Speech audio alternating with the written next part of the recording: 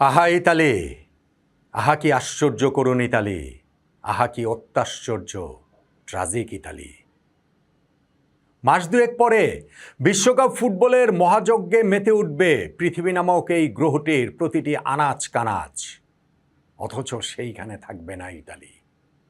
বিশ্বকাপ ফুটবল আকাশের রংধনু থেকে ইতালির নীল রংটি যে টুপ করে খসে গেল, আবার আরেকবার, টানা তৃতীয়বার।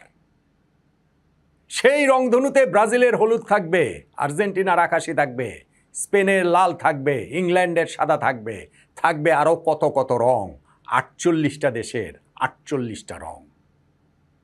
অথচ আকাশ ধোয়া সাগর সেচা ইতালির নীল সেইখানে অনুপস্থিত থাকবে। ভাবা যায়, যেই ইতালি বিশ্বকাপ ফুটবলের শিরোপা জিতেছে চারবার, তাদের চেয়ে বেশি শিরোপা জিতেছে কেবলমাত্র ব্রাজিল ৫বার, তাদের সমান ৪বার জার্মানি। যে ইতালি বিশ্বকাপ ফুটবলের বাছাই পর্ব এর আগে উতরাতে ব্যর্থ হয়েছে কেবলমাত্র একবার, সেই ১৯৫৮ সালে। আর ১৯৩০ সালে তো তারা অংশই নেয়নি। সেই ইতালি কিনা টানা ৩টা বিশ্বকাপের বাছাই পর্ব পেরোতে ব্যর্থ হলো। ২০১৮ রাশিয়া বিশ্বকাপে তারা যেতে পারেনি বাছাই পর্বের প্লে অফে সুইডেনের কাছে হেরে। ২০২২ কাতার বিশ্বকাপে যেতে পারেনি সেই প্লে অফে নর্থ মেসিডোনিয়ার কাছে হেরে। আর এইবার ২০২৬ বিশ্বকাপে যুক্তরাষ্ট্র, কানাডা, মেক্সিকোতে তারা যেতে পারছে না প্লে অফের ফাইনালটাতে বসনিয়া হার্জেগোভিনার কাছে টাই ব্রেকারে হেরে। Tie breaker. ইতালিয়ান ফুটবলের আধুনিক সময়ে ট্র্যাজেডির প্রতিশব্দ হয়ে আছে টাই ব্রেকারের সেই ছবিটা। ১৯৯৪ বিশ্বকাপ, ব্রাজিলের বিপক্ষে ফাইনাল, রবার্তো বাজ্জোর সেই পেনাল্টি মিস, এরপর তার কোমরে হাত দিয়ে মাথা নিচু করে দাঁড়িয়ে থাকা ডিভাইন পনিটেলের ওই ছবিটাই হয়ে আছে আধুনিক ইতালির ট্র্যাজেডির একটা প্রতিচ্ছবি। বিশ্বকাপ ফাইনালে রানার্স আপ হওয়ার পরও, অথচ সেই ইতালি এখন বিশ্বকাপই খেলতে পারে না। সেই টাই ব্রেকারে তারা হেরে যায়। প্রথম ৩ শটের মধ্যে দুটোই তারা গোল করতে ব্যর্থ হয়। আর বসনিয়া হার্জেগোভিনা তারা প্রথম ৪ শটের ৪টাই জালে জড়িয়ে দিয়ে বুনো উল্লাসে মেতে ওঠে, ইতালির ফুটবলকে অন্ধকার থেকে আরও অন্ধকারে তলিয়ে দিয়ে, ডুবিয়ে দিয়ে। ইতালির ফ্লোরেন্স শহরে দাঁড়িয়ে থাকা মিকেলেঞ্জেলোর মহান সৃষ্টি ডেভিডের চোখে আজ জল, তার পাথুরে মূর্তিতেও জল দেখা যাচ্ছে অদৃশ্যে।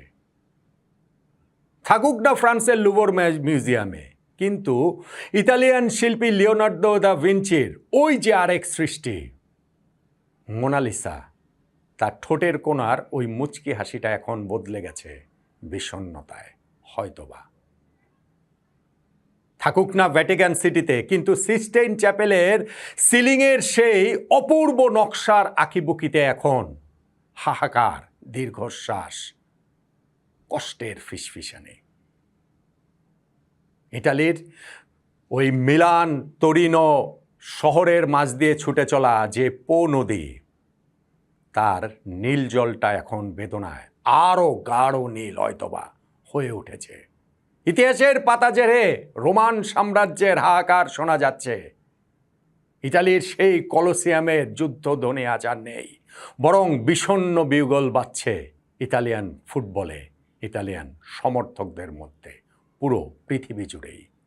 কি অবিশ্বাস্য সব ফুটবলার এই ইতালি উপহার দিয়েছে বিশ্ব ফুটবলে, সেইটা জিজি রিভা থেকে শুরু করে জিউসেপ্পে মেয়াজা, ফ্রাসেত্তি থেকে শুরু করে মায়োলা, দিনোজফ থেকে বুফন, পাওলো রসি থেকে Paolo Maldini, Franco Baresi, Alessandro Nesta, Giuseppe Bergomi, Francesco Totti, Alessandro Del Piero, কত কত নাম আপনি বলবেন।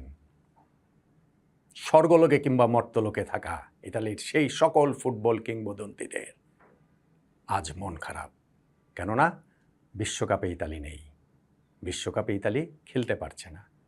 বিশ্বকাপ যখন ছিল 16 দলের, সেই 1934 1938 সালে ইতালি বিশ্বকাপ জিতেছে। বিশ্বকাপ যখন ছিল 24 দলের, সেই 1982 সালে ইতালি বিশ্বকাপ জিতেছে। বিশ্বকাপ যখন ছিল 32 দলের, সেই 2006 সালে ইতালি বিশ্বকাপ জিতেছে। আর এখন বিশ্বকাপ যখন 48 দলের, পুরো পৃথিবীর মোটামুটি 4টা দেশের একটা দেশই যখন বিশ্বকাপ ফুটবলের চূড়ান্ত পর্বে খেলছে, সেইখানটাতে ইতালি নাই। 4 বারের শিরোপাজয়ী ইতালি সেইখানটাতে নাই। এটা আসলে ভাবা যায় না। আর যখন আপনি ভাববেন যে টানা 3য় বিশ্বকাপে ইতালি নেই, এই ট্র্যাজেডির কোনো তুলনা হয় না। বিশ্ব ফুটবল ইতালিকে বিশ্বকাপে নিঃসন্দেহে মিস করবে। অথচ ভাগ্যটা তো ইতালির হাতেই ছিল। হ্যাঁ, তারা বাছাই পর্বের যে মূল জায়গাটাতে, গ্রুপ পর্বে, ওইখানটাতে তারা ব্যর্থ হয়েছে। নরওয়ে ছিল গ্রুপ সঙ্গী। ইতালি তাদের গ্রুপের বাকি 6টা ম্যাচই মাঝখানে জিতেছিল, কিন্তু প্রথম ম্যাচে নরওয়ের সঙ্গে এবং শেষ ম্যাচে নরওয়ের সঙ্গে তারা হেরে গেছে। আর্লিং হাল্যান্ডের নরওয়ে 3-0 গোলে এবং 4-1 গোলে, ফলে গ্রুপ চ্যাম্পিয়ন ইতালি হতে পারেনি। গ্রুপ চ্যাম্পিয়ন হলে সরাসরি বিশ্বকাপের টিকিট পেত। ঠিক আছে, সেটা হয়নি, কিন্তু প্লে অফ পেরিয়ে তো বিশ্বকাপের টিকিট পাওয়ার সুযোগ ছিল। সেই প্লে অফের সেমিফাইনাল পর্বে তারা 2-0 গোলে জিতেছিল নর্দার্ন আয়ারল্যান্ডের বিপক্ষে, আসার জায়গাটা তৈরি হয়েছিল। কিন্তু এই প্লে অফের ফাইনালে বসনিয়া হার্জেগোভিনার সঙ্গে তো তারা পেরে উঠল না। ইনফ্যাক্ট বসনিয়া হার্জেগোভিনা যখন অন্য প্লে অফের সেমিফাইনালে জিতেছে ওয়েলসের বিপক্ষে, তখন ইতালিয়ান ফুটবলারদের উল্লাসের একটা ভিডিও সোশ্যাল মিডিয়াতে ছড়িয়ে পড়েছিল। তারা ধরে নিয়েছিল যে ওয়েলস আসলে হয়তোবা কাজটা একটু কঠিন হতো, বসনিয়া হার্জেগোভিনা যখন এসেছে কাজটা অনেক সহজ হবে। কিন্তু ফুটবল বিধাতা যে অন্য কিছু লিখে রেখেছিল এই প্লে অফের ফাইনালটাতে ময়স্কিনের গোলে ইতালি আগে এগিয়ে যাবে ঠিকই, কিন্তু তারপর আলেজান্দ্রো বাস্ত্রোনির একটা ফাউলে যখন তিনি লাল কার্ড খেয়ে যাবেন প্রথমার্ধের 41তম মিনিটেই, বাকি ম্যাচটা ইতালিকে খেলতে হবে 10 জন নিয়ে। যদি থাকতো সেই পুরনো ইতালি, সেই ক্লাসিক ইতালি, রক্ষণ জমাট ইতালি, যেই ইতালির রক্ষণ কাজটাও আসলে একটা শিল্প, তাহলে হয়তোবা এই 10 জন নিয়েও 1-0 গোলের লিড প্রোটেক্ট করে তারা বিশ্বকাপে খেলতে পারত। কিন্তু ইতালিয়ান ফুটবল তো তাদের আইডেন্টিটি হারিয়ে ফেলেছে। ইতালিয়ান ফুটবল গত কয়েক বছর ধরেই নিজেদের হারিয়ে খুঁজছে। তারা স্পেন হতে চায়, তারা জার্মানি হতে চায়, তারা ইতালি আর থাকতে চায় না। যেই কারণে রক্ষণটা যে শিল্প, সেইটাও ইতালি যেন ভুলে গেছে। এই দিনে তো যদি তাদের গোলকিপার দোনারুমা অতগুলো সেভ না করত, তাহলে নির্ধারিত সময় তারা হেরে যেতে পারত। একের পর এক সেভ তিনি করে গেছেন, কিন্তু ৭৯তম মিনিটে আর পারেননি। বসনিয়া হার্জেগোভিনা ম্যাচে সমতা ফেরালো, খেলা চলে গেল অতিরিক্ত সময়ে। সেইখানটাতেও আর কোনো গোল না হওয়ায় খেলা চলে গেল টাই ব্রেকারে। আর টাই ব্রেকারে কী ট্র্যাজেডি সেটা তো বললামই।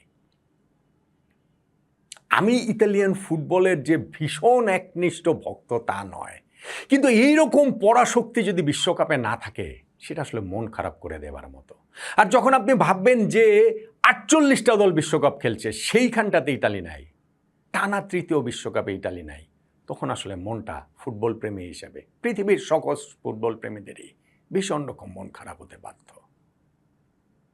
ইতালির ফুটবলটা আবার পুনর্জাগরণ ঘটুক, সেই প্রত্যাশা অনেক বছর ধরে আছে। 2018 বিশ্বকাপে তারা কোয়ালিফাই করতে পারেননি, পরের ইউরোতেই তারা চ্যাম্পিয়ন হয়েছিল। মনে হয়েছিল ইতালিয়ান ফুটবলে পুনর্জাগরণ ঘটছে। কিসের কি? 2022 ওয়ার্ল্ড কাপেও কোয়ালিফাই করতে পারেনি, 2026 ওয়ার্ল্ড কাপেও তারা কোয়ালিফাই করতে পারল না।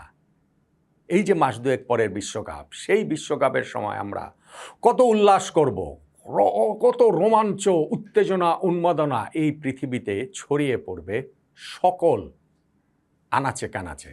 অথচ সেইখানটাতে ইতালির সক্রিয় অংশগ্রহণ থাকবে না, তারা সেইখানে কেবলই দর্শক। বিশ্বকাপ ফুটবলের রংধনু থেকে ইতালির নীল রং খসে পড়াটা তাই শুধুমাত্র ইতালির ফুটবলের জন্য ট্র্যাজেডি না, বিশ্ব ফুটবলের জন্য একটা ভীষণ ভীষণ ভীষণ রকমের ট্র্যাজেডি। ইতালির ফুটবল আবার ভবিষ্যতে 4 বছর তো অন্তত লাগবেই, মানে পরের বিশ্বকাপে তারা সমহিমায় ফিরে আসুক, সেই প্রত্যাশাটাই কেবলমাত্র আমরা করতে পারি। ভীষণ ভীষণ ভীষণ রকম মন খারাপ নিয়ে ওই আশাটুকুই করি। ইতালিয়ান ফুটবল তার সেই হারানো ঐতিহ্য ফিরে পাক, ইতালিয়ান ফুটবল তার আইডেন্টিটি খুঁজে পাক, ইতালিয়ান ফুটবল তাদের সেই রক্ষণ সৌন্দর্য দিয়ে আবারও বিশ্ব ফুটবল মানচিত্রে জায়গা করে নেক, বিশ্বকাপ ফুটবলে চূড়ান্ত পর্বে জায়গা করে নেক। মন খারাপের সময় আমাদের কেবল সেই প্রত্যাশাটাটুকুই থাকলো।